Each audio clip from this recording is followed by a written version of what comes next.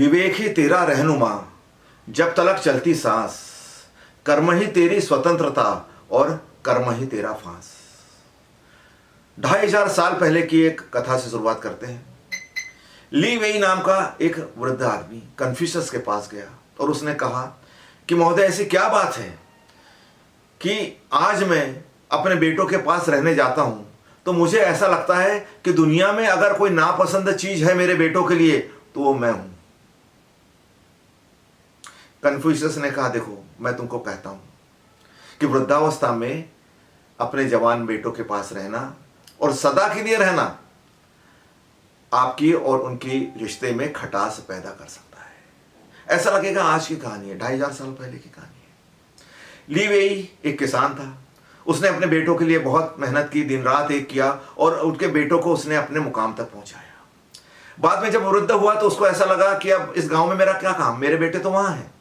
तो उसने अपनी संपत्ति बेची, अपना घर, अपना खेत बेचा, गांव के लोगों को अंतिम नमस्कार किया और अपने बच्चों के साथ रहने चला गया।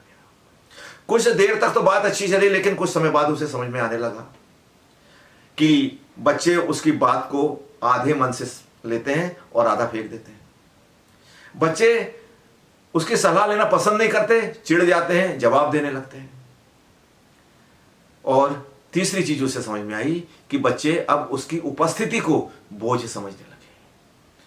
बहुत हताश हुआ, निराश हुआ और उसने कहा, यह तो समृद्धि है सारी और फैली हुई है, लेकिन मेरा दिल तो खाली है, तो अब यहां क्या रहना।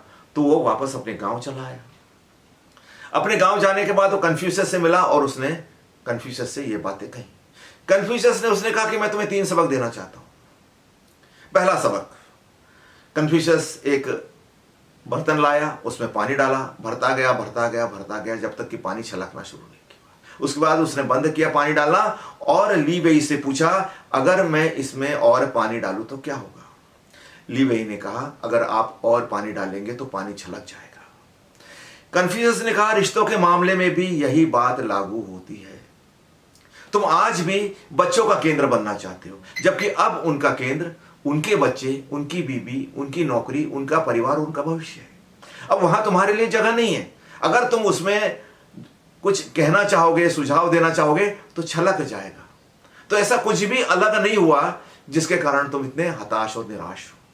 तुम केंद्र बनना छोड़ो, अब तुम केंद्र नहीं रहे, इस वास्तविकता को स्वीकार करो। कन्फ्यूशस उसको बाहर ले गया।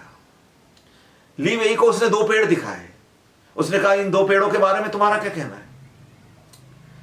ली वेई ने कहा, ये 2 पेड़ एक दूसरे को खा रहे हैं, इतने नजदीक है कि इनकी जड़ें एक दूसरे को बढ़ने से रोक रही है और ये एक दूसरे को नष्ट कर देंगे। ली वेई ने कहा, बहुत सही समझे। रिश्तों में भी यही होता है, बहुत ज्यादा नजदीकी, बहुत ज्यादा अपनापन, बहुत ज्यादा पकड़ और स्वामित्व का कीड़ा सदैव संताप सदैव पीड़ा, ये आपको मालूम है।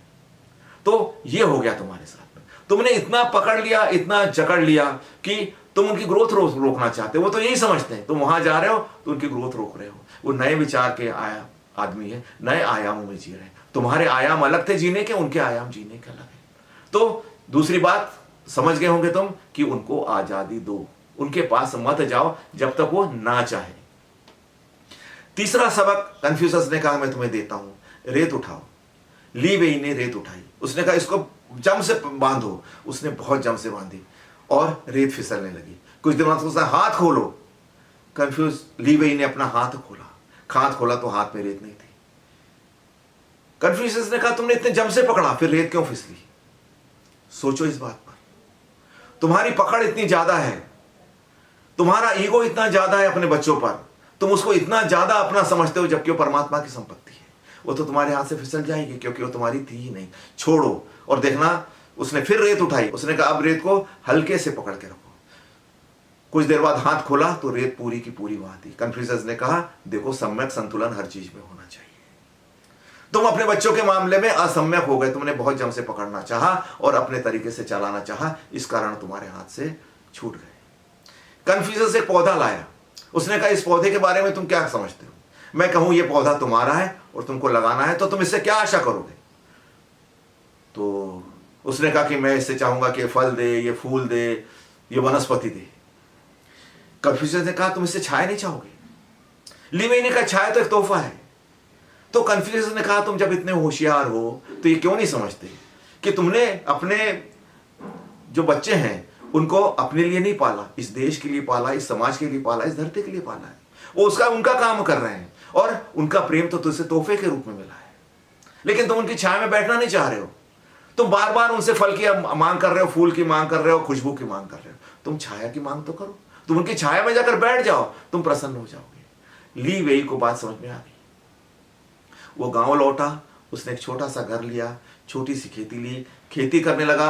वो दिन में बच्चों को कहानियां सुनाता, हर घर में जाता, बात करता, उनकी बात सुनता, किसी पर भी जोर नहीं डालता कि वो उसको ज्ञानी समझे। और कुछ दिनों बाद लोग ली वेई के पास आने लगे, उसको ध्यान से सुनने लगे, उसके बातों पर विचार विमर्श करने लगे और उसे प्रेम देने लगे। ली वेई को अचानक याद आ गया कि कन्फ्यूशियस ने कहा था कि जाओ और प्रेम बांटो। तुम्हें जितना प्रेम बांटोगे उतना प्रेम तुम्हें मिलेगा, जितना प्रेम बांटोगे उतना ध्यान तुम्हें मिलेगा, और जितनी संपत्ति बांटोगे, जितना धन बांटोगे तुम, उसके एवज में धन चला जाएगा, लेकिन उसको तुम्हें फिर से कमाना पड़ेगा। अपने आप धन नहीं आएगा, लेकिन प्रेम तुम चाहो जितना बांट सकते हो। और अब धन की तुम्हें आवश्यकता भी नहीं है। अब तुम उम्र के उस पड़ाव पे हो कि धन की आवश्यकता नहीं, अब तो प्रेम की आवश्यकता है। जाओ, और ये प्रेम कहीं भी मिलता है, बच्चों से क्या अपेक्षा करना। और तुम देखना आगे क्या होता है। कुछ समय बाद ली वेई को उसके बच्चे का पत्र आया। पत्र में लिख रहा था कि बाबा, बहुत दिन हो गए, आपको देखा नहीं, बच्चे याद कर रहे हैं आपकी, आपके नाती पोते आपको याद कर रहे हैं, आप कुछ समय हमारे साथ गुजारने के लिए आओ। ली वेई वहां गया और पहली बार उसने देखा कि उसका सम्मान किया गया। पहली बार उसे लगा कि वो निर्बोझ आत्मसात कर लिया गया है, अब वो उसे बोझ नहीं समझते।